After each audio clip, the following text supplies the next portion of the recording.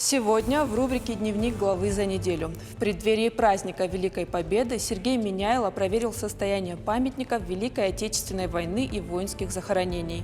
Работы на мемориале участникам войны, ушедшим на фронт из Осетинской Слободки, завершены. Территорию монумента благоустроили студенты медколледжа. Открытие памятника планируют приурочить к празднованию Дня Победы. Также в Рио главы республики посетил музей защитников Суарского ущелья в Майрамадаге. Экспозиция посвящена бойцам 34-й отдельной стрелковой бригады. В нее входили курсанты военно-морских училищ Баку, Ленинграда, Ейска и Севастополя. На территории музея расположен мемориальный комплекс. Осмотрев музей и его прилегающую территорию, Сергей Миняйло остался недоволен состоянием некоторых памятников и поручил руководству Алагирского района привести захоронение в надлежащий вид.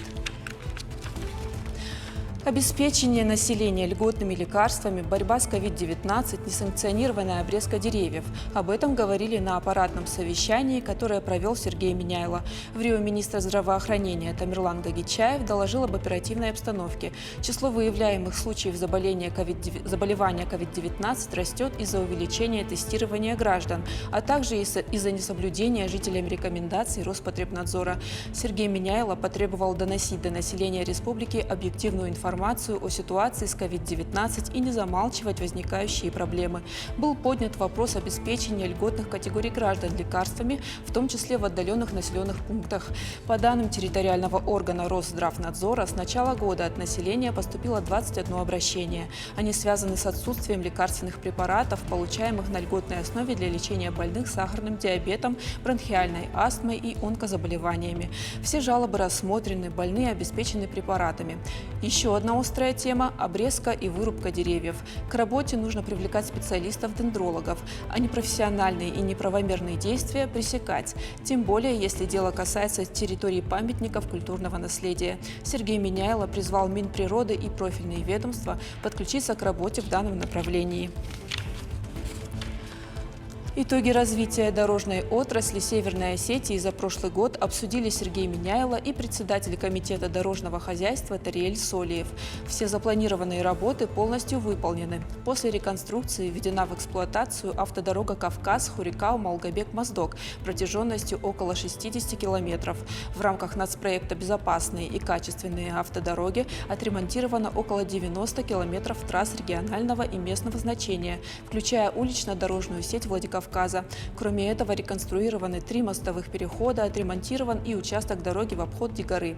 Это позволило разгрузить районный центр от транзитного транспорта. Также Комитетом дорожного хозяйства заключены на 100% контракты на объекты нацпроекта этого года. Сергей Миняйло акцентировал внимание на решении тех задач, которые поставил перед республикой зампред правительства России Марат Хуснуллин на недавнем заседании правительственной комиссии по региональному развитию. Подготовка к проведению ОГЭ и ЕГЭ стала ключевой темой на рабочем совещании по вопросам состояния системы образования республики. Его провел Сергей Миняйло.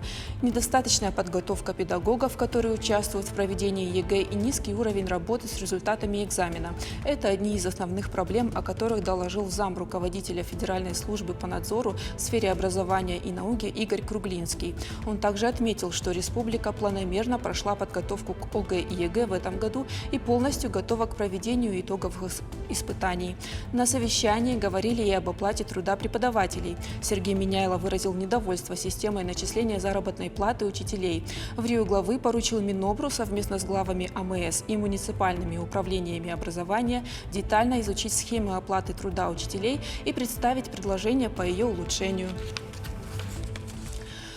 Сергей Миняйло проверил ход реконструкции стадиона «Спартак» во Владикавказе. У Рио главы республики возник ряд замечаний к ответственным лицам. Поручено ускорить строительно-монтажные работы, чтобы уложиться в установленные сроки.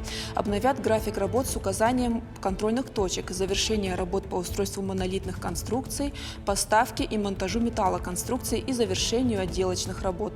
Сергей Миняйло распорядился развернуть на рабочей площадке штаб по строительству объекта с привлечением проектировщиков, сотрудников управления по капитальному строительству, генерального подрядчика.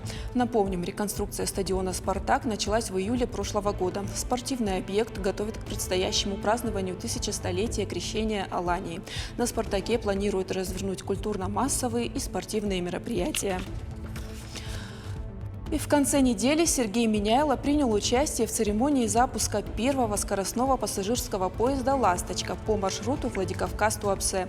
Данный маршрут свяжет сразу несколько регионов – Северную Осетию, Кабардино-Балкарию, Ставрополье, Адыгею и Краснодарский край. Теперь жители республики за более короткое время смогут добраться до курортов Черноморского побережья и Кавминвод. На маршруте будут курсировать пятивагонные «Ласточки» в комплектации премиум. Они оснащены системами климат-контроля, энергосберегающим светодиодным освещением, системами видеонаблюдения и информационными табло.